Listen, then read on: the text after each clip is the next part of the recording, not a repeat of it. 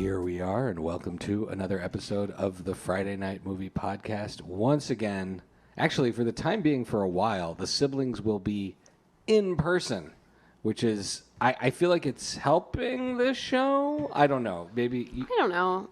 For me, it's throwing off my dynamic. Really? Because you're not able to mute and do other things while we're doing it? Correct. Okay, got it. It's harder to cheat if I'm staring at both of you in real life. It's like being in school with the teacher in the classroom. Yeah, shy being the teacher. Because I can tell when you haven't researched anything. But today, there's been extensive research. Whoa, not just research. Okay, get into it. We have an amazing guest today, and we will get to her in a moment. And it's amazing because not only is she super talented, but we are going to be talking about something. We're going to be talking about The Witcher, a show that I reluctantly watched after a long time, but I think there's a I told you. I think there's an I told you. We'll get to it. Coming. Somewhat. No. Both of us. No. We'll get to it. I championed this show. I'm pretty sure I started it before you. I liked it more than you. We will get to it. In the meantime, before we get into the show, we've been reunited now for a couple of weeks. We have survived a family photo shoot, a family wedding, vacation, all of us together in a very moist house in the Poconos. And now we're in my kitchen. And I just want to know how are you both doing? Because I know you're not going to ask how I'm doing. We're good. We can see how you're doing. We don't need to ask anymore. We can just see. We see you every day. We know you're fine. We're good. I had a slight mishap this morning with my youngest that I feel is worth mentioning just in case anybody else thinks they're like, oh, I'm not doing a great job at parenting today. Just think of me. So I don't know, Lily, did you want to tell it? So I'm at the park with Becky and her littlest, who's 18 months, 19 months, and Becky's like, does anybody know, like, why she's all wet? Like, all her shorts are wet. Did she sit on something? Did somebody spill a water bottle on her? And to be clear, none of us really would be fazed by that because Becky's kids are, like, always covered in something. So it's she's like, did somebody spill a water bottle on her? Anybody? She lifts her up. She's like, no, it's not pee. I guess it's water. Okay. So we move on. We go home. She goes to her house. I'm at Shai's house. And I text Becky and I'm like, oh, can I come over for a coffee? And Becky's like, yeah, sure, come over. Like, glad her husband's making asked coffees. me to come over for coffee. You don't drink coffee. And you don't make coffee. So yes. There you go. You left yourself out. You were napping. So she's like, yeah, sure, come over. Vlad's making coffees. We're sitting outside, like, just relaxing in the garden. And I was like, great. I toddle over and I get into the backyard and it's just a scene. Her husband is physically hosing down their child. Their dog is trying to eat whatever is falling on the garden floor. The child is then running naked through the garden. But again, these are normal occurrences in Becky's backyard. Becky's holding a bunch of clothing covered in poo. And I go to Becky, what happened? I talked to you a minute ago and you sent me this like gorgeous patio scene that I was walking into. She goes, do you know why she was wet at the park? And I'm like, why? She goes, she never had a diaper on. So no diaper. Did you forget who was in charge of dressing her? She went number 2 in the backyard, and I realized there was no diaper, and I'm cleaning up the mess, and okay. So there's two possibilities. One possibility is that she got under her shorts, under her buttoned onesie, took off her diaper, and kind of rebuttoned it. Snuck it out from under her shorts and left it on the ground. The other option is that I just never put one on her this morning when I dressed her. So Becky's just looking at me and she goes, I'm winning at parenting. Winning. Okay. I can't remember if that ever happened to me with my kids. It definitely, I did not. I'd done a lot of stuff, but not that. That was epic. Well, okay. Well, now. So it's been a great morning. Okay. Well, now it's going to get even better, and I'm going to introduce our guest who, if she didn't feel part of our family, now really feels part of our family. This is not the podcast she signed up for. Yeah. Sorry. Welcome. I want to welcome Michelle Reed, a legend of the cosplaying world. She's also a gamer. She's also an author. She writes books and scripts. And right now, in particular, her cosplays are blowing up. Folks are writing an article about it. We collectively were so excited to invite her because of her outstanding Yennefer from The Witcher, which we're going to talk about later. But before that, we just want to chat with her a little bit. Michelle, welcome to the show. Hi, thanks for having me. This is exciting. We are so psyched to have you here, Becky. And so I'm the one who of the siblings who I would say has spent more time following cosplayers and things like that. And before I had seen The Witcher, I sent one of your Yennefer, because it looked like everyone said, "Oh, this is so great," and I sent it to my sisters and I said, "I don't know what you this." asked if it was good. I said, "Is this good? Like, what's a Yennefer?" And do you all want to weigh in with your Becky reaction? and I don't really follow like that much cosplay stuff, and we don't do gaming or anything like that. But we had seen the show, and when he sent that, we were like, "Yes." We're like, this doesn't look like Her. cosplay. This is looks her. like this looks is it's her. Like from yes, the we were show. Like, shy. Like Wow. costume, makeup, Everything. sets. Like Like- this is from the show. That's how good it We're is. like, yes, this is good. This is what we said. Yeah.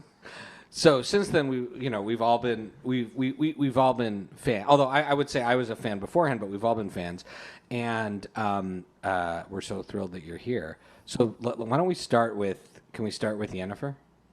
Yeah, that works for me. Because that's not an easy costume, right? It's not so like yes, you have similar colored hair, but aside from that, there's like all sorts of intricate details. Everything from the sleeves that you built to the makeup to the accessories. How do you go and build something like that? The thing that I really like is I don't need a wig. So that's always nice. It's funny because I was originally only going to do one outfit, and then it just kind of just kept going. And then before I knew it, I had 4 outfits. Those are serious costumes too. Like, I mean, Yeah. like you're one person, and this is an entire television show with a costume department who creates her look, and then for you to make 4 of her looks, that's amazing. Thank you. The most difficult one was definitely the one with like the cage sleeves. That took months Yeah, because wow. like I was trying to figure out how to go about making especially that part because it connects into the dress and it's like it's a whole thing. And I was like, how do I make it pop out like the way hers does? Because I was trying to talk to other cosplayers about it, but like just couldn't figure out a way to do it. And I was doing a lot of like going through the episode that she wears it and like taking screenshots and trying to get the details. And like, I'm like, how does this work? How do you put this together? And then a friend of mine recommended the wiring that's used to make corsets. She's like, get that and then cut it into the pieces that you need. And then that'll make it stick out.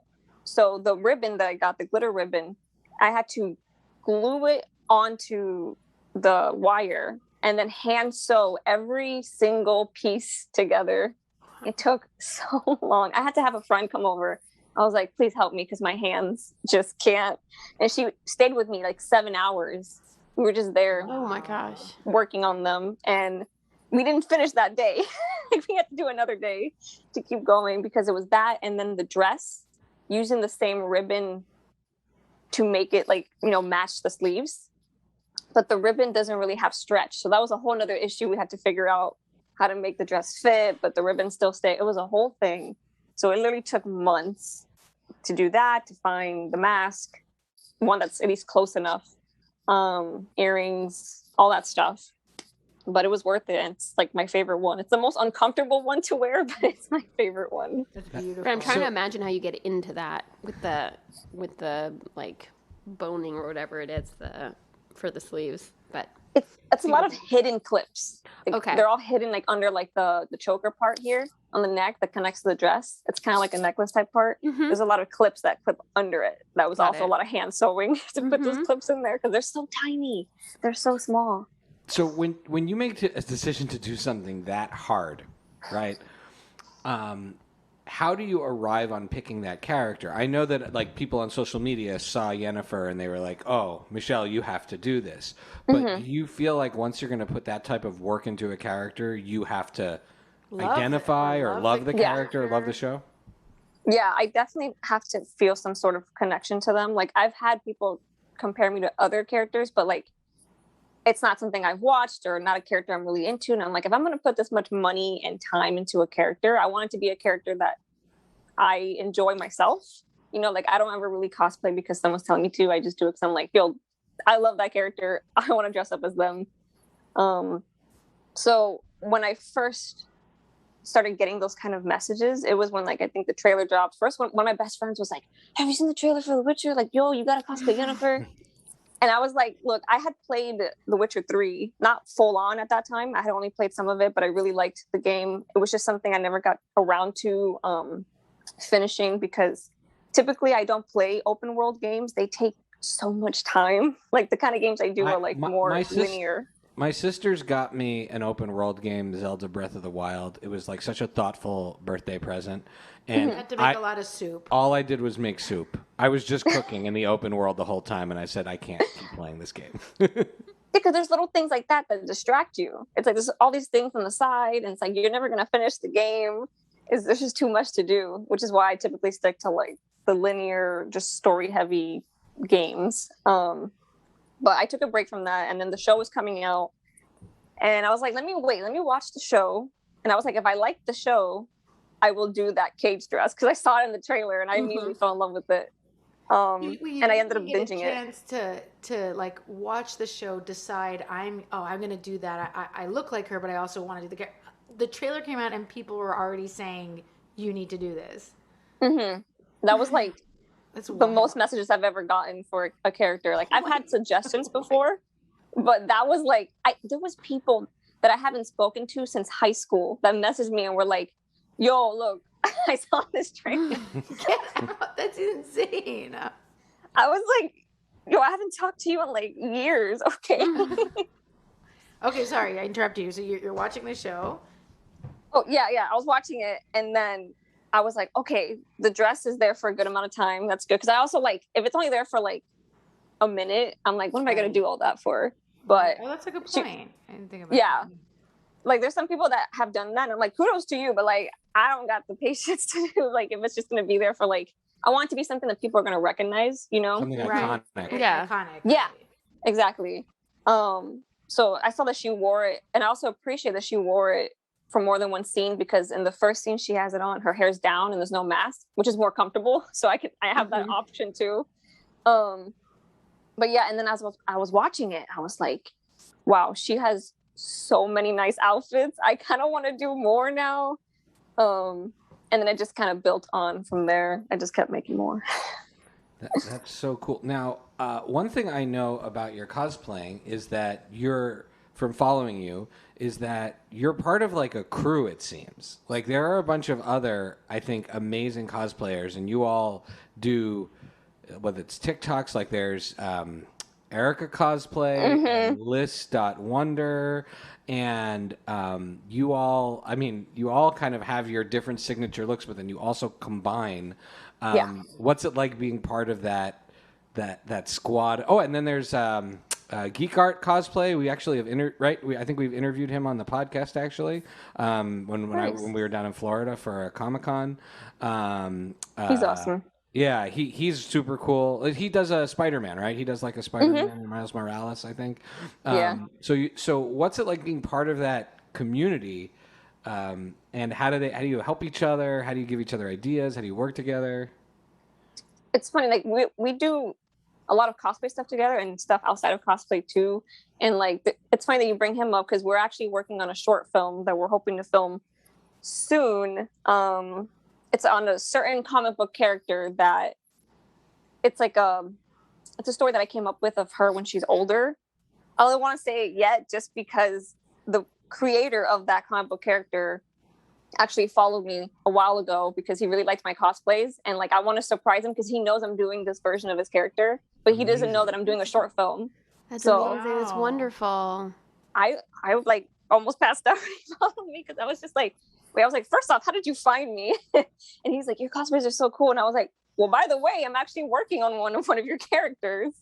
So I'm really, really excited about that because it'll be the first time I can like actually utilize the fight choreography type stuff I've been practicing and like learning with some people who are professionals. I was like, thank you for taking the time to teach me these things. It's always been a dream to do something like action-y, you know? But working on that. And then as far as like the squad ghouls group that we have, that came together like over 2 years ago, I think, maybe a little bit longer now. I was first friends with Liz. It was before she really started cosplaying. And then She's I the was telling spitting her, image of Gal Gadot, by the way. yeah, It's yes. freaky. Sometimes I look at the pictures and I'm like, how did they get Gal Gadot in this picture? I'm telling you right now, that is literally her face. Like, we first met through Instagram, and then we realized we lived close to each other, and she's like, let's go get coffee. And I was like, okay. So we went, and then she came up to me, and I just went, oh my God. She's like, what? I'm like, you really look like her. She's like, no, I don't. I'm like, don't you? No. Yes, you do. And you That's should her. cosplay her. And Whoa. she, That's like kind of, no offense, but like that's how we feel about you and Yennefer. Like, No, I mean, like if you walked into a Starbucks, I'd like have to sit down. I'd be like, wait, like Yennefer's in here. Yennefer's here. Yennefer Vingeberg is here. So, well, yes, thank That's you. amazing. I like, typically, like, because before Yennefer, there was another person I used to get compared to. And like, I was always like, but like with Yennefer, like, it's weird to me. Like, it was like a weird thing for me to process. But then I'm like, okay, when I put the makeup on, when I put everything on, I'm like, okay, I guess I can kind of see it. But like, it's also like a nice thing to hear, because I'm like, I look at her and I'm like, yo, she's pretty. Well, People think that about me. Thank you. we do.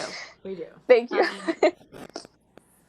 So, But yeah, the group just built from a convention. Like, we just kind of all That's so got fun. together, and we all went out for dinner after the con. And then we were like, yo, Holiday Matsuri's coming up, we should do some group cosplays. And then we were like, let's do Spice Girls, let's do Mean Girls, which we did do. That's great. And it was very fun, especially Spice Girls, because we had like a boom box with us and we were playing the music as we were going around the convention. People were like, yo, what the heck? Because no one expects the Spice Girls. That's true. and and then they're- it I just would say they're built from there. superheroes. They're definitely superheroes in their right. They're super. All right, so at before we least. get into our show, before we get into talking about the show of the week, The Witcher, which we now have talked about your character, I do want to ask you about, you're also a writer, right? You're making films too. What are the kind of projects? Are you making the kind of like geeky projects? I say that in the best possible way, that like we will one day be celebrating at a Comic-Con, or do you have a completely different taste for what you write and create? That's the thing about me, is that I have a wide like variety of the kind of stories I like. As much as I love comic books and like The Witcher and like games and all that, that's not at all what I write. Like, what I write is very different from that. A lot of my feature film scripts are actually like horror scripts, but they're like, there's different kinds. I have horror, I have comedy, I have drama.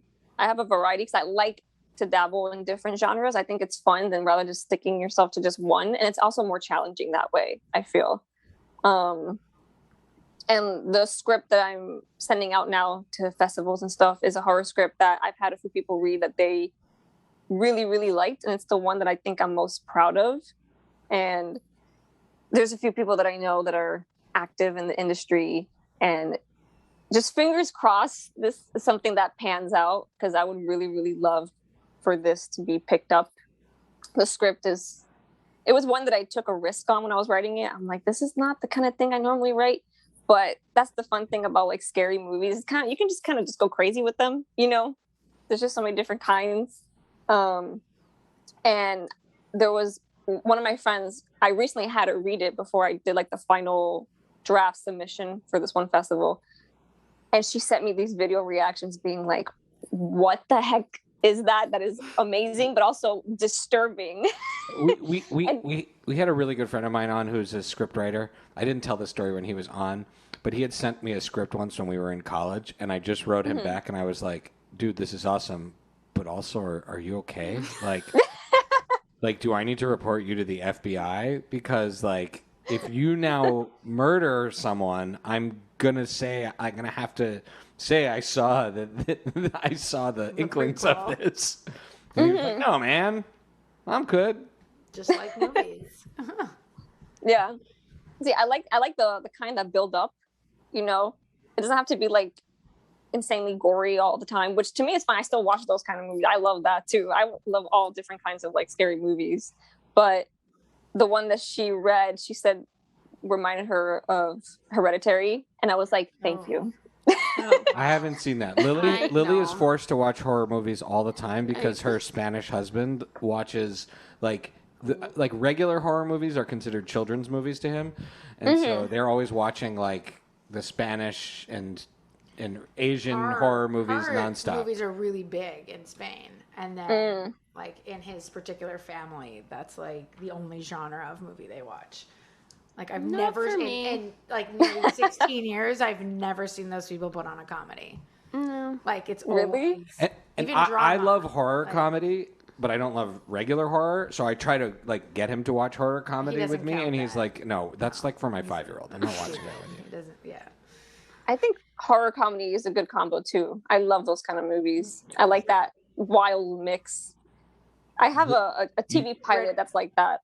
Oh. She, And it's and just so fun. cosplays Grace from Ready or Not. I know. Ready or Not is one of my favorite movies of the last 4 or 5 years, and I remember seeing once that like you posted just the yellow shoes, and I was like, "Oh my god, Ready or Not!" It's from the Yeah. it's from her cosplay. The yellow Converse, amazing. I actually have a fun fact about that cosplay if you want to know. We want to know. So so I was like, when I saw the movie, I was already a fan of Samara Weaving because I loved her in The Babysitter.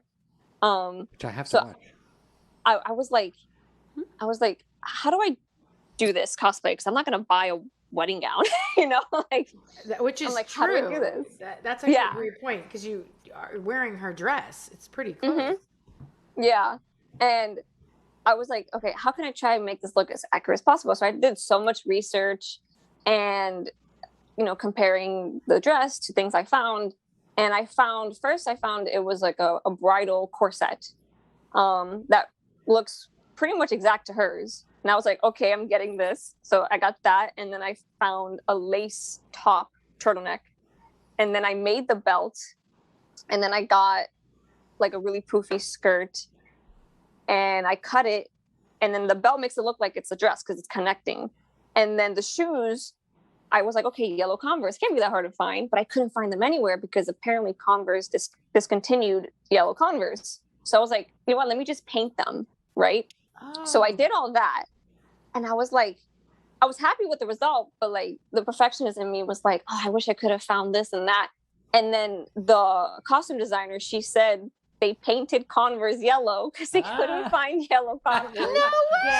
So it's totally authentic. That's That's amazing. amazing. Also, I just want to say that, like, from your stories of how you build your costumes, and we've heard this from other cosplayers that we've spoken to, but I feel like yours in particular because you're doing women's dresses or gowns, actually ball gowns, wedding gowns. You basically have to be like an expert, more than an expert dressmaker, because you're doing these like construction projects, like with Jennifer's cage dress, and then like a wedding gown is no joke to try and remake. And so like you're clearly your skill set also has to go into like being like a designer and a seamstress. And are these things that you ever studied or took like a class on, or is this just from trial and error that you learned how to do that? Class and study. And I would not still be like able to can't do it. like I have one hole in one dress, and every time I repair it, it just somehow shreds more. So like that's not my path.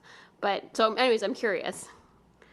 It's a mixture of trial and error, YouTube tutorials, and other cosplayers who are nice enough to take the time and teach me things, and also even help me. Like some of my cosplays were like tailored and adjusted by some of my closest friends because they are way better than I am. Like I'm okay, but I also do a lot of hand sewing because it wasn't until more recently I even got a sewing machine because a friend of mine gave me hers because she got a new one.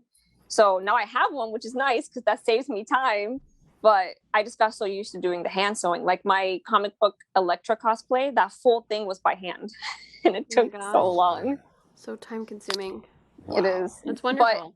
But at least it was like, I thought the costume was going to be more expensive. The full thing only cost me $15, which is crazy. But like that's amazing. Like also we've heard this I think from other cosplayers that like it's also about like being resourceful, right? Like not just going out and buying, not just going out and buying you can go out and buy a wedding dress. But it's not about that. It's about like being as resourceful as possible and actually building it yourself, right?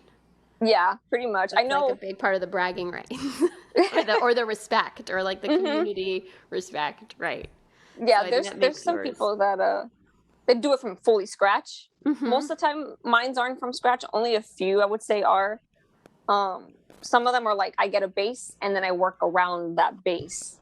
So like the jacket from Last of Us Part 2 for my Ellie cosplay, the jacket. It was a jacket that I found at Forever 21 that I just ended up taking apart and then resewing the whole thing and cutting off a lot of the fabric to give it the shape that hers has, and then going in and hand painting it to be the right color. That to me counts as from scratch. I see what you mean, that like you have a base, but I'm like, at the point where you're taking things apart, cutting them and putting them back together, then you're just buying fabric. Like, that's amazing. It did feel like that for that one. And like what was nice about that is that it already had the like not the trimming, but like the design of like the stitching that hers has, that it saved me from having to figure out how to do that. Okay, so I was like, that's good. Sorry to interrupt. I have one more question. One more question about the costume. I want to talk about The Witcher. So we're going to talk about The Witcher. Last question. Are you ever out and you're shopping or you're doing something not connected to any cosplay and you see something like a jacket or a shirt or an accessory and you're like, I need to get that for the cost. Like you're not planning on working on something, but like you get inspired or you start like collecting things for costumes? Or is it very no, I'm going to build this one and I'm only looking for items for this one costume? If I ever do go out for something with a costume, I do try to focus on what I'm working on now. Because when I first started off cosplaying, I got so excited that I just started working on a bunch at once. And before I knew it, I had like a bunch that were half finished, but none that were complete. And then it was overwhelming. So now I'm trying to like just like take a step back and just work on things that need to be finished. But even sometimes when I go out just to shop regularly, I'll sometimes see something and I'm like, oh, that works for this character though. Maybe I should get this while I'm here. I can't help it. Like I always have that in my mind. Like it just comes up. I'll see something, or if it's something I've been looking for. But something that I'm actually really excited about that I just remembered with the Ready or Not outfit, I actually have 2 of it because I'm gonna mess up the second one to be completely covered in blood. So that was my. I was like winking at Shai. I was like, can I ask one question? So that was my question I was gonna ask. So when you have a character like that who begins the movie pristine because it's her wedding, and people would recognize you just with the gun, the shotgun, and the shoes or in the dress, but then the way her outfit presents at the end of the movie, you have to destroy your like it works so hard to make that costume and the shoes and like ruin them, and then you're doing 2 different versions of that character. I was like, is it so painful to ruin your costume? You just have to make 2, is what you're saying.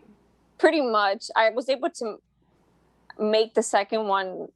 It was a bit difficult at first because I had decided to do the bloody version a few months after I made that version, because I was like, I've cosplayed so many bloody versions of characters because it's so fun to do that kind of makeup. I was like, I gotta do this one. This one's just too cool. So I was able to like find the corset again, thankfully. I found a different lace top that was similar because the other one was no longer being sold.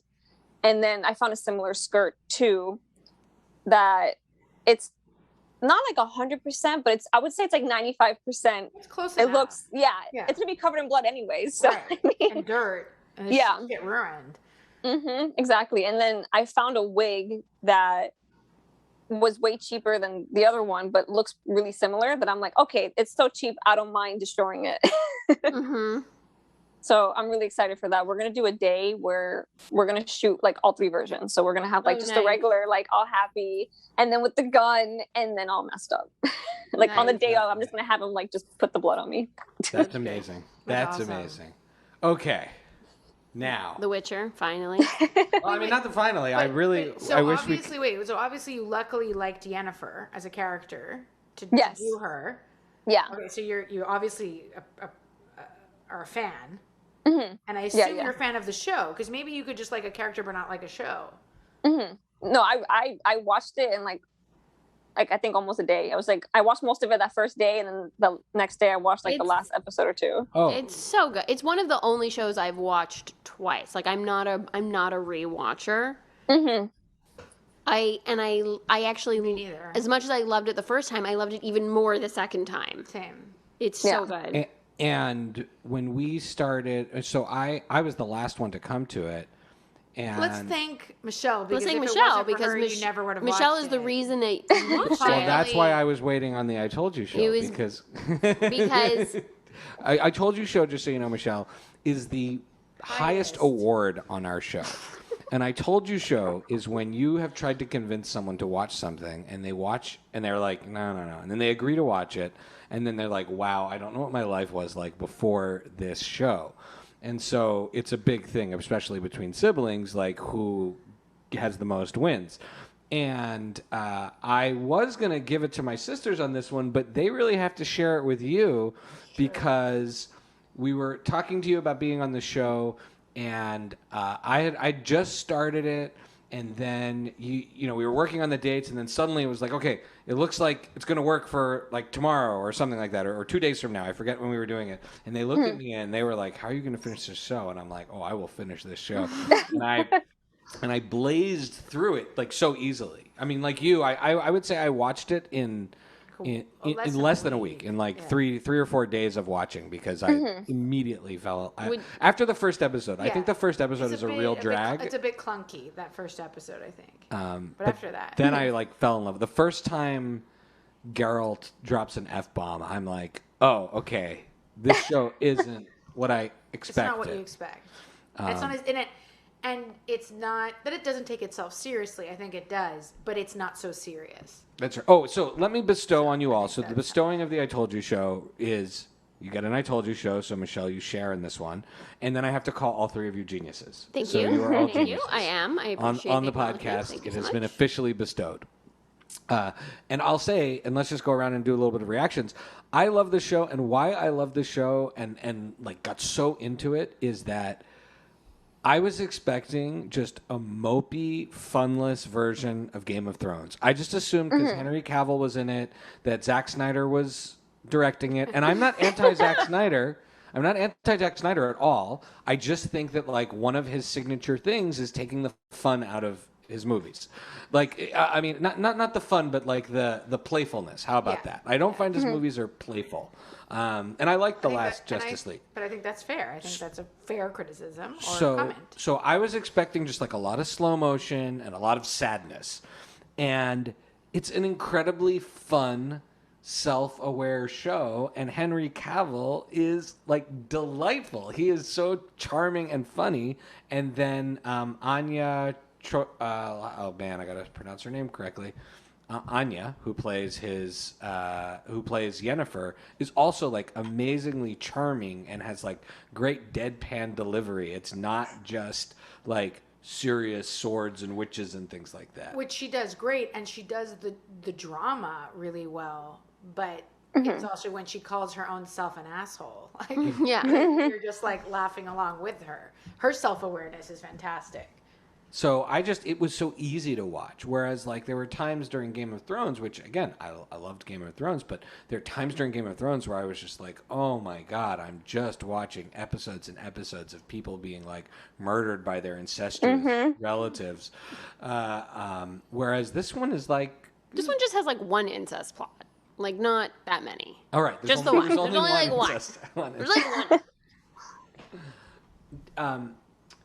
So, Michelle, what's your reaction to the show? It's funny that you bring up Game of Thrones because I remember before the show dropped, people kept being like, "This is gonna be the next Game of Thrones," and I was like, "I kind of hope not." Yeah. Like, I mean, Game of Thrones has its moments. Right? Yeah, like I think people just wanted that next thing because that was over. You know, and it came out like dangerously close to the end of Game of Thrones. Yeah. And like, I only watched up until I think season 5 of Game of Thrones. I don't think I finished the show. That's fine. But I wouldn't worry about it. Yeah, I had a friend just spoil it for me. I was like, just tell me why people are mad. And I was like, that's great. I love that. You're talking my language. I love to drop out of a big show. Yeah. She was more than happy to tell me because she was so mad. She's like, I need to vent. I'm like, vent to me. It's okay. But I'm glad that it's not as heavy, you know, because like I'm okay with like Right. heavy themes and dark themes, but when that's just over and over, it can be just a lot to just watch, you know? I like that The Witcher has funny moments. I like that there's like this cool action scenes, you know? I like the funny dynamic between Geralt and Jaskier, you know? Like, I love just so many things about it that I really like. And like some people were saying it was confusing because of the timelines, and I can understand it being confusing at first, but once it clicks, it's like, oh, Once wait. it Oh, yeah. clicks, it like boom. I had a hard time with that. That was the one thing that I was worried to recommend the show to other people. Because I was like, if I'm pretty good at following a story, and if I'm having a hard time, I don't want to be annoying and recommend this show that I like, but no one can follow.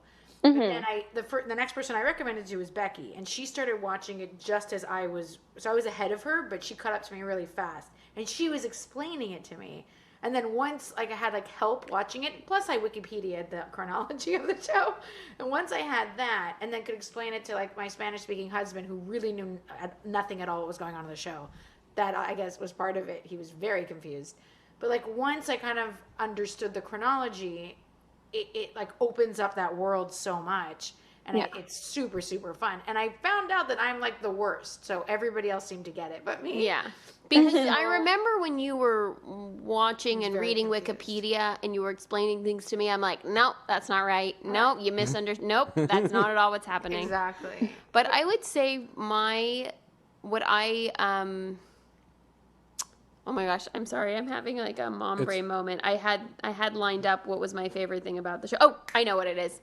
That they just don't explain things to you. I love that. Like, you know, when he drinks his like little power up juice before he goes into like a big battle, they just don't explain that to you. It's like he's gonna take a potion and it's gonna make him extra he's a strong. Witcher. All He's a right. Witcher. Don't explain everything to me.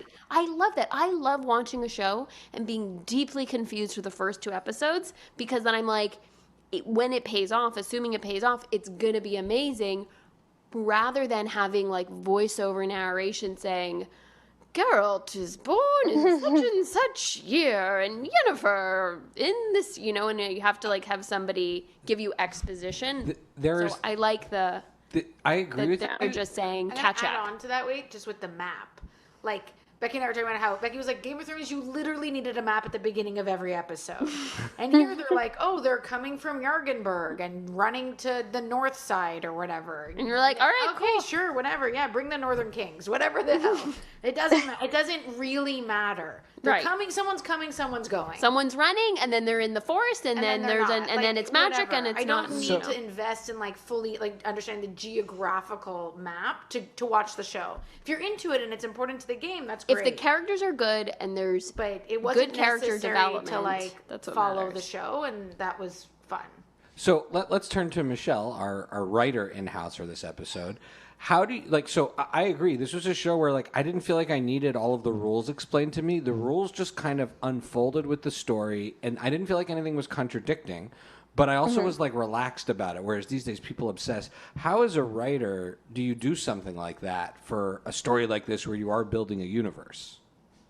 Yeah, I like when stories are like that, where not everything is spoon fed to you, because I feel like that takes the fun out of it. It's like if they're just telling you everything right away, it's like, what's there to figure out? What's there to learn as you go? I feel like things feel more organic and interesting if you're able to put that kind of information like spread out through the show rather than just giving it all at once, you know? But I'm, especially within the last year, I've become really deep into the screenwriting version, like area or whatever of Twitter. There's like literally like screenwriters love Twitter and they love talking about, you know, what makes a script work, what doesn't. We're always helping each other out, all this stuff. And the writer of The Witcher, she is always tweeting, and I was laughing because people kept complaining about, you know, the order of season 1, that they found it confusing. And she was like, don't worry, season 2 is going to be linear. Like, don't gotta worry about it. It kind of has to be by the time you get to season 2, but that's what made season 1 so exciting, is that you're following these 3 different timelines. You also have to pay attention. You can't kind of snooze through chunks of Game of Thrones, which you'd be like, oh, whatever, fine, blah, blah, battle, fine. This, you kind of have to be on your toes to kind of pay attention to what timeline are you in and when are they going to meet up. Yeah. Which, oh my God, the ending of the first season. I Oh love my the God. ending. Shy, you seem kind of seemed like it was like anticlimactic. I was like, the ending. I thought it was so good. Spoiler alert. You mean when she says, "Who's Yennefer"? No, when they run into each other's arms. Him and the little girl. Oh, you I have no really, feelings. I You have a really heart don't of care about the stone. little girl. No, but She could have become a badass. I'm telling you. Ignore him. I tell you, the moment I started to really, loved I that scene. care about Ciri, but the moment that she became an interesting character to me is when she is being attacked by those boys that she knew from when she was younger, and she like blasts them and wakes up. And I was like, oh, okay, you've got. There's going to be something. Here's cool. the thing. I am, and you know this from other shows that I've watched, I am a little bit of a romantic.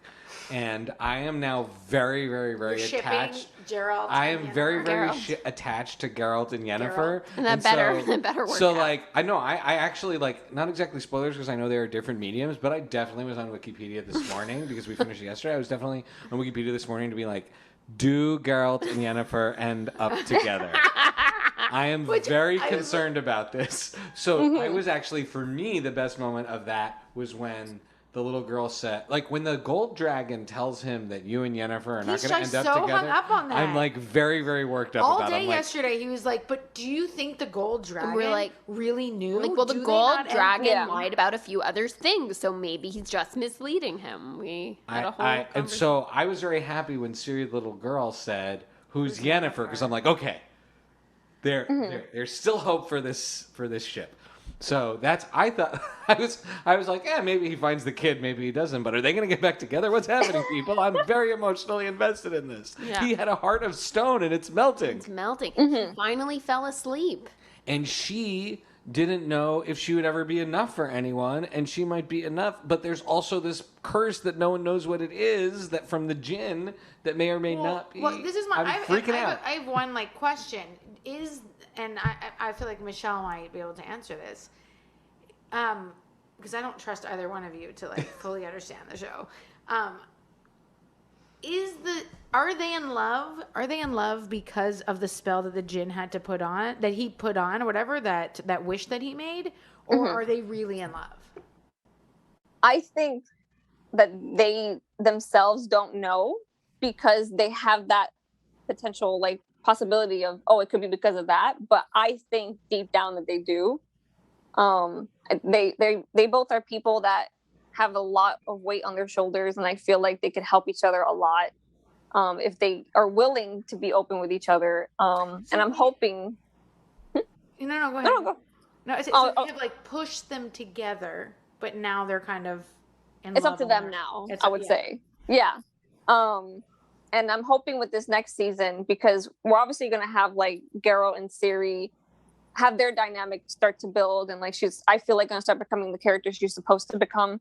And then I think we're going to get that trio. I'm really hoping we're going to get the trio that we see in like the games and stuff. They're a trio. Because it's really cool. Because Yennefer becomes like a mom figure to Ciri. So I was going to say, maybe she could be Ciri's stepmom, and she could like still raise a child. Then she can learn to, it doesn't have to be about the womb. It can be about being a mother. Being a mother. Yeah. Which I have to say, and I don't know, Michelle, like if you cared about this part of the movie, show, but like a part that I really thought was fascinating about this show, and I don't know if it plays into the game at all, is the whole notion of womanhood and fertility and power and motherhood and career versus motherhood. Right, when Geralt says, "What are you going to advise kings between feedings and diaper changes?" And it's like as a mom to hear that, you're like, yeah, that's pretty much how everyone treats you. It's like you have to choose one or the other. Not me. Not treat you that way. No one's talking about you. You're very evolved, but society, know, and I'm like, I'm sorry, I find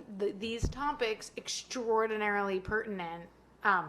Today and fascinating in a show about witches and monsters and stuff like that, and she's like her obsession that consumes her and like it nearly ruins her life is because her identity as a woman or her choice as a woman or as a mother was a potential mother was taken away from her, and like I find that so layered and so important that I thought that part of the show was amazing, and I don't think you see that in many shows. You really don't. Mm-hmm. Yeah, I think the show did a good job with that. One of the coolest characters on TV. Mm-hmm. Yeah. those underlying themes within this like fantasy type world, I think, are what Right. make it so good. It brings that like relatableness to it, because like, yeah, it's fantasy, but I feel like no matter how fictional something is, it's important to have those themes that relate to the real world, because it helps people connect to those characters, I think. And I don't So know. that's why I really like Yennefer. I just don't find there are very many women characters Mm-hmm. written like that. Yeah, it's a very Yeah. multidimensional And I didn't realize character. the writer was a woman. You said that the script writer is a woman. Yeah, yeah, Not- she yeah, it's is, not and surprising. she's That's great. Amazing. That's amazing. Yeah, because typically you'll have either you have just the super strong woman who doesn't really have much of a personality. She's just like, Right. yeah, I'm strong. Mhm. And then you'll have just like the, you know, the one that needs help all the time. Right. And the damsel, you know, it's like you need that balance, I feel like. And I think it's good to have that, because like you can be strong and still have moments where you're vulnerable or even need that, you know, you need Absolutely. something. So that's why I really like about Yennefer is she's constantly having people either tear her down or tell her, no, you can't do this because you're this or blah, blah. And she doesn't care. She will keep going no matter what it takes to get what she wants. Which I think is really cool. And they write her in such a way that she's still able to learn. Like Mm-hmm. the scene in the battlefield at the end, I thought it was also very interesting that in the last episode of the season of The Witcher, you barely see The Witcher. It's really her Mm-hmm. episode where she's directing this battle, and but while you're seeing her directing this battle, you're also seeing her like learn and become more compassionate and appreciate her teachers and appreciate these people that she's separated from. And yeah, I guess that's all about the complexity of the character being written. Okay, this is a great moment to segue to one of our important games that we play. Okay, we're going to talk about MVPs, that's most valuable performer or player. It could be a character, it could be an actor, it's loose. Your least valuable player, so that can be the character that you don't like, because let's say you thought every actor was amazing, but like, oh, I really hate Mousesack. No one hates Mousesack, he's awesome. But, you know, and then your most improved. So that could be maybe an actor you didn't like before that now you like because of the show, or a character that over the time of the show got better. So we'll each go around and say those right now. Becky and Lily, are you ready to go? Give Michelle time to think of hers. Yeah. You want to go? Yeah. I can go. You go. Okay. I obviously my MVP is Yennefer, but it could also be Jaskier. I am a teensy bit obsessed. Like, Have you bought the soundtrack of the show yet? I continuously listen to his song on YouTube in my house with my family, and my husband sings it all the time, but because he doesn't understand the English words, he mixes up his own words. And then at the time we were watching it, my son was 3 or 3.5 and going on 4 or something like that. And no, 3.5. And my husband sang it so much that all of a sudden my 3-year-old, not knowing the words, would be like, the witcher da-dee-da-na, all around the house. And I'm like, I think it's gone too far, the obsession. But yeah, I think Jaskier is like one of my favorite characters. And I think he's a crucial part of the show because he is the first time we get to see the Witcher soften a little bit and kind of like maybe have a relationship. And it's not just the love story. Like it's a love-hate with this bard, right, that's following him, but he can't help. And then unfortunately they break up at the end and we don't know what ends up happening to the bard, but I do hope he's coming back. I hope so. For Yennefer, for obvious reasons. Most improved is Henry Cavill because Yeah, I'm with you on that. He's I'm with you on that. incredibly good looking. Like no one here is arguing his face. But like, okay, he's charming. Like who wouldn't think that guy's charming? In Mission Impossible, of course, Man from U.N.C.L.E. isn't he in that too? Yeah, Oh, you mean him as just like an actor, Yeah, not he's your most. I'm with you on him being Like, most improved, probably for right. the same reason. Like Man from U.N.C.L.E., sure. Who wouldn't like want to see you in a suit be a spy? And then Superman, yeah, great. Okay, he's hot. Like wonderful Superman, whatever. Muscles.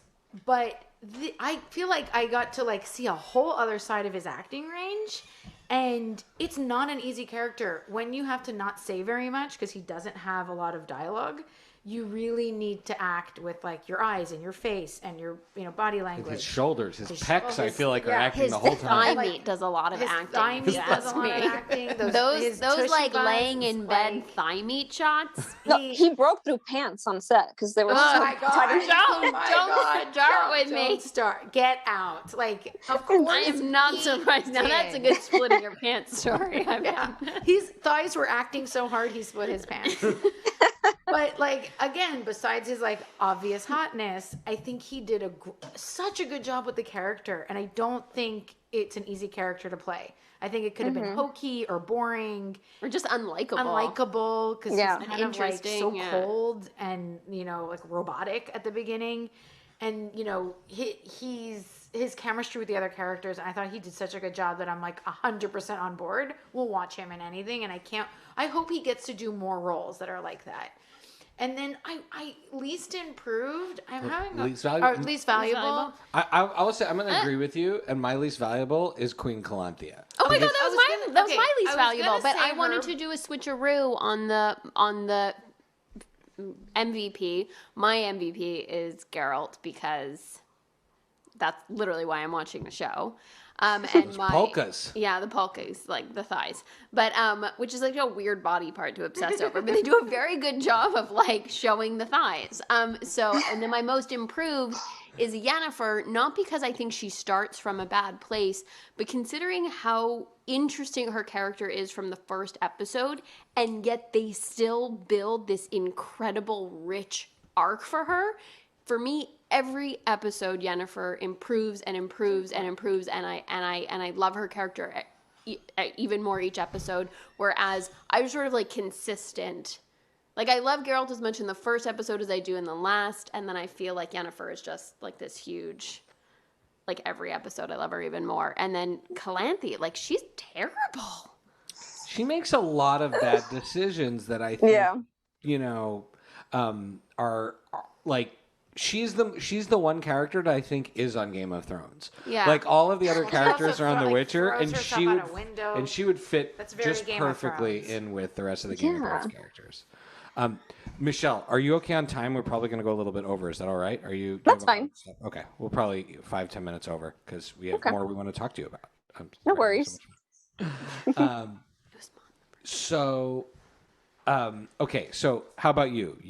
Michelle, your most valuable player, your least valuable player, your most improved. I mean, I would say I pretty much agreed with everything Lily said, but there is something I want to comment on with Henry. He obviously does a good job at being badass and being tough and stuff, but I really appreciated his soft moments with Yennefer. Like he would have this tenderness with her that he wouldn't really have with anyone else, and Henry did such a good job at showing those different sides of Geralt. And there was there's one part that always makes me laugh when he's in that place and with what was it? I'm forgetting his name now, the guy that tells him to go after the dragon.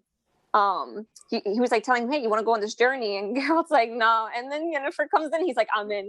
Yes, no, it's great. It's great. I love that part. And that's when Jasker's like, no, we're not doing this. Yeah. And Jasker's and the bickering between Yennefer and Jaskier in that episode is so good. It's so good. It's beautifully cast, and it's setting up to get better and better. Right, it's patient but not boring. Like sometimes shows really take a while to get going, but it's not boring. Okay, next game. This is our signature game. It's called Buy, Rent, Meh. Okay, we will put forward 3 things, and you have to assign a value, buy, rent, or meh, to one of those things. Buy, because we grew up in I don't know how old you are, but we grew up in the VHS rental video age. Mm-hmm. And so you would, if you really loved a movie, you'd go and you'd buy it. If you were just it was a renter, you'd rent it and okay, that's cool, I'm going to watch it once. And then meh is a wild card. It's not necessarily the worst. It's just you get to decide how you deliver the meh. It could be meh, or it could be meh. Right? So it's up to you. So there were some really cool monster effects in this show, although sometimes I will say, and I like this about it, it borderlined on 1960s Star Trek or like Deep Space Nine monster effects too. Like they clearly don't have the budget of Game of Thrones. But I loved the few monsters that they put in it. So we're gonna play our first buy rent meh with 3 of the monsters. Number 1, the Striga, which was that little girl who turned into the massive like Monster. scorpion thing. Number 2 is the fawn. I think is a fawn or the satyr or whatever. It's a fawn. It's a fawn. He's the guy that he's in that episode where you find out that Geralt doesn't just kill the monsters, right? Like he saves him. He doesn't kill the other him. guy chops his head off. Is it that one? No, that's on the dragon hunt. It's similar though. It's the one that looks like that. It's in like the second episode like, where they're the when elves. When he gets captured by the elves, the guy that's helping Oh, the elves steal food, and then Geralt gets captured by the elves. Yeah, it's that first moment when you realize that he's. It's that first moment when you realize like, oh, he doesn't just kill monsters. Like he's sympathetic to them. And then the third one in our buy rent meh is, you mentioned him already, the Golden Dragon / Bilbo Baggins. I don't know. He had like Bilbo Baggins vibes. Yeah.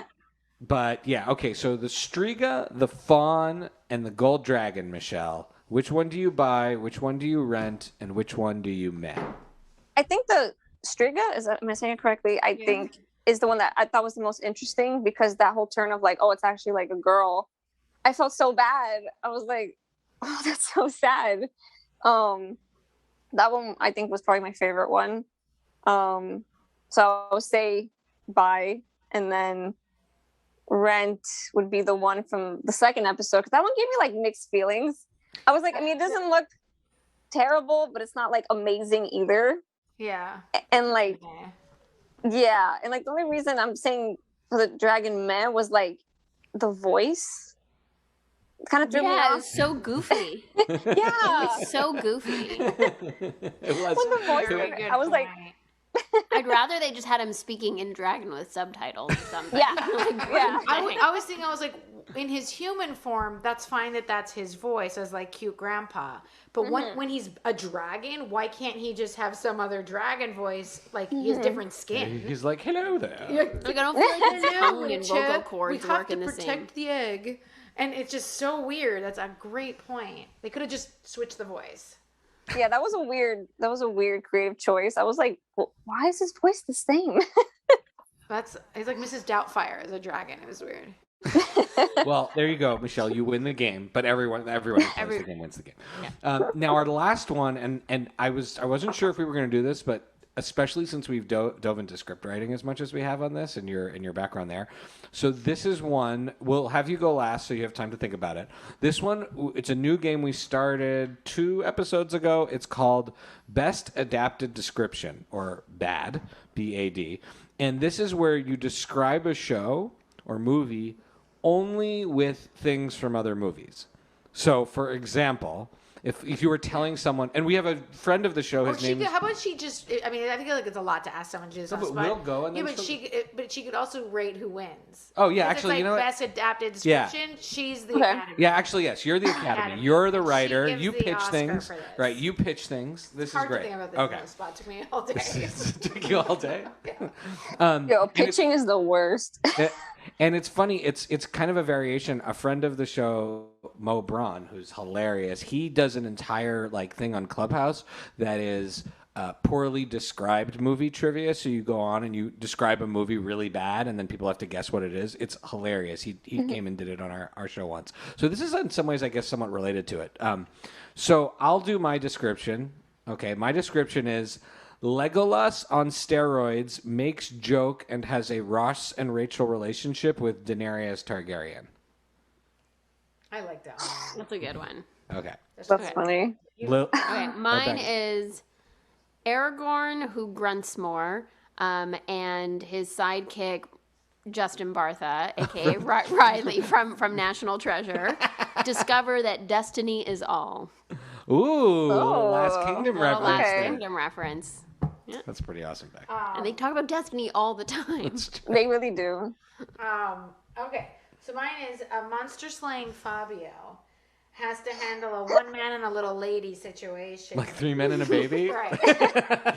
While there's a Lord of the Ring battle going on, and he chases a badass witch who's annoyed at him. Okay. Oh my god. All three of those are really good. Fabio made me laugh. Shout out to Allie, who called him Fabio. Allie's my wife. His wife called him. She's like, but he looks like Fabio. And I was like, a badass Fabio. It's amazing. She insisted. The rules of what my wife likes is very confusing. Very confusing. She insisted our kids were out of the house one night finally after, a year plus being in the house with them. And we went out to see Fast 9. And I have never seen her giggle and enjoy a movie more than that movie. Like, she loved every minute of that movie. And then we came home and I'm like, great, let's start The Witcher. And we start The Witcher and 5 minutes into it, she's just, what is this crap? I am not watching this. And she turned it off. Oh, no. So she just said, I don't get it. It's a Fabio show. She missed out. And she likes things with greasy male body parts. So the buns and the thighs. Does she now? Yeah, it shows. Oh my God, she loves Sons of Anarchy specifically just because of the amount of buns in it. Yeah. So. Anyways, I think we did a good job. But okay, Michelle, who won? To winner. Okay, well, it's hard because I liked all three. I would say maybe Becky because of the Destiny. Good job, Beck. And also, we're competitive, but we're very supportive. Also, with Bex, you need to have seen the show to get that reference, really. But it's a good reference. Yeah, they say Destiny so many times, you can literally make a drinking game out of it. Yeah, in both shows, non-stop talk of Destiny. Well, Michelle Reed, you have been such an awesome guest. We're almost at the end of the show here. And this is where we do our shout outs and our recommendations of what we have been watching or reading. I mean, I'm not usually reading things, to be fair. But anything you want to recommend, now is the time to do it. Becky, how about you? Are you watching anything? I rewatched The Witcher this week. How much free time do you think I have? I sat in bed at night on my phone rewatching the whole show. You rewatched The Witcher. I'm rewatching Crazy Ex-Girlfriend with Lily, which is amazing. Is hilarious and also troubling. That shows it gives me a lot of feels. It's weird. But I also have been watching the comedian Leslie Jones. Oh, yeah. From SNL. If you watch her Instagram, I don't know if she tweets this stuff, but I know it's on Instagram. She narrates or talks over the Olympic trials. Oh, didn't she do this? She did this before. For the Olympics, I think. And she's doing it now for the trials, and it's so funny, her comedic take. And she also really, I guess, loves all the sports and all the athletes and stuff. And her take on all these different situations is so funny. So I recommend that. And The Witcher, obviously. I watch nothing else. And I've got to say, that's what I spent my week watching, but I'm really excited to watch The Werewolves Within. I have rented it for the three of us to watch together. Right. Sam Richardson is absolutely hilarious, and I cannot wait to see him in a horror comedy. So I'm very excited about that. So it's like a pre-recommendation. Michelle, how about you? What are you into these days? So there's not too much I've been watching because I've just been kind of jumping back and forth between all these projects. But something I did start 2 days ago was season 2 of Black Summer. It's a Netflix show that is so good. It's so intense. It's there's constant tension with it because the first season came out 2 years ago, and I was like, are they ever going to renew this? Did Netflix cancel this? I haven't seen it. I don't want to say, there's zombies, but because there is zombies, but it's there's more to it. It's it's post-apocalyptic, and the show has a lot of one takes, or also called long takes, where it's literally they're just filming, and all this stuff is happening. There's no cuts, and all these crazy things are happening, and you're seeing these different stories of people trying to survive this. It's post-apocalyptic, but it's still so fresh that it's not you know how a lot of zombie movies and stuff, it's been years that this has been going on. This is still fresh. So everyone's just panicked and trying to figure out what to do. And it feels very real. And I believe the actress's name is Jamie King, I think is her name. She's so good on the show. Wait, from Heart of Dixie? I think she was on that show. Oh, I love Heart of Dixie. Jamie See, King. I like She is so intense in the show. Oh, she's a great actor. I love her. That's great. She played It's Lenny really in good. Heart of Dixie. If you like her, then I would suggest it because she's All right. so awesome in it. That is It's really, awesome. really intense. Okay, and as we round up, Michelle, where can people follow you? Because you've got everything. You've got Twitch, you've got Instagram, you've got TikTok, which I only see your TikToks though on Instagram, so that's how I absorb the TikToks. But I assume there's more happening on TikTok. Well, I actually haven't posted on TikTok in a bit, just because with everything happening with like COVID and stuff, I usually would only make videos with friends, but since we're not getting together as much as we used to, we're not really making videos as much. But my username on pretty much every platform is the same username because it's never taken on anything. So it's Michelle N Reed, like the letter N for my middle name. And I post a lot on Twitter and Instagram, and I stream like 2 or 3 days a week, depending on the week. And I'm always trying new games. I usually not too often replay games I've already played. I'm usually trying out new games, so that way it's always a new experience. And yeah, I've been having a lot of fun with streaming. It's connected me to a lot of people, especially in like the gaming industry that I didn't think I ever would, which is really cool. It's really fun over there. I'm really, really enjoying streaming and trying all this new Did the games. Spider-Man GIF and the babysitter GIF work out? GIF? Yes. Okay. The people love the Spider-Man one. They crack up every I time. helped make it.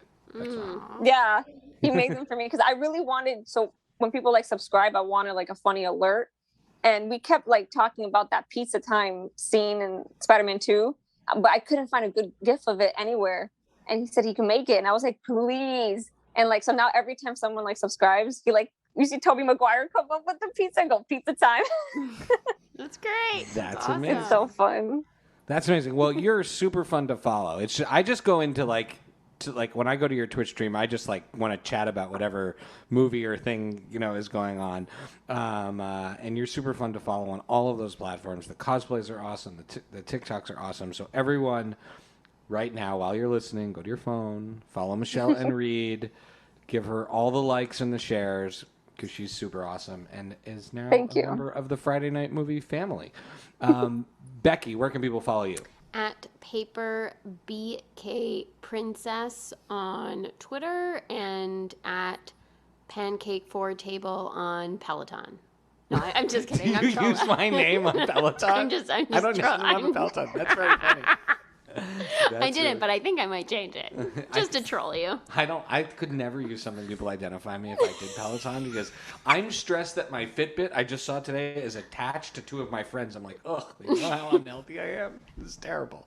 I can't. That's the level of privacy I need. Lily, where can people follow you?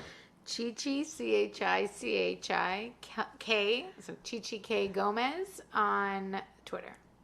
You might have to explain. When we have a guest, I feel like you have to explain your name. Otherwise, I think it's worse if I explain it. No, it makes sense. Why? Okay, so this is an unfortunate Twitter handle. Can you change a Twitter handle? Yes, but no, it's your. No, it's yours. It's so you. Really, I don't know. Chi-Chi Michelle, now. you tell us after she explains. Okay, so when I was little, my brother and sister have middle names. I see you have a middle name too. Is it Nancy? I was like, what's an N middle name? Oh, me? Nicole.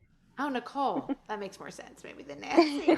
I was like, what names start with N besides Nancy? Nicole, Natalie, Natalia, Jeez. Natasha. So there's more than Nancy. Yeah. That's what you're saying. Anyways, so Becky has a middle name and Shai has a middle name, and I do not. I was not gifted one at birth. And so when I was little, I decided to give myself my own middle name. I must have been 4 or 5, something like that. And our mom is Cuban, so we have like quite a large Latin influence in our family. And I blame that as to why I thought Chi-Chi would be an appropriate middle name for myself. So I would say my name is Lily Chi-Chi Corman. Fine. We moved on about, 30 some odd years later. And my cousin, Shelly, shout out to Shell, she was about 10 years younger than me. She kind of never knew that was like a joke or a nickname or something from when I was little. She continued to call me that like my whole life. Just her. Fine. Then then the Twitter thing I insisted my sisters be on Twitter. I said, we have a podcast. You have to. And this was a long time ago. I do a lot of the work here, Michelle. Yeah. That's why. And this was a long time ago. And he's like, you can't, I don't think you should use your real name, whatever. And I was like, well, I mean, no one's ever going to follow me. It's no big deal. I was like, I should obviously just use Chi-Chi. And I'm not going to do my last name. So I was like, I'll just do my husband's last name, which is Gomez. And so I'll just like Chi-Chi Gomez. Well, that's taken. So Chi-Chi Gomez, not available on Twitter, but Chi-Chi K for the Corman is. So I used that. I never thought I'd be saying it every single week, though. Like, this was like something I was like, you need a Twitter handle. I was like, all right, perfect. And now I have to say it all the time. And I often sound ridiculous. And now my children, my sister had babies. My children Since we started the podcast, Chi-Chi. my sister decided to have 2 children. Okay? I did not now know that she would force them to call me Chi-Chi as my name. So they call me Tia Chi-Chi, which is like Aunt Chi-Chi. But the best part of all of this is that in Spain where I live, Chi-Chi's vagina. So in Cuba and in like Latin America, it is not. It's just a funny word. But where I live, it's a hoo-ha. So it's just come full circle of embarrassment. And that is why my handle's Chi-Chi K. Gomez. You got to keep it. You got to keep the name. There you go. And you can follow me at Pancake and the number 4 table, Pancake 4 table on Twitter and Instagram.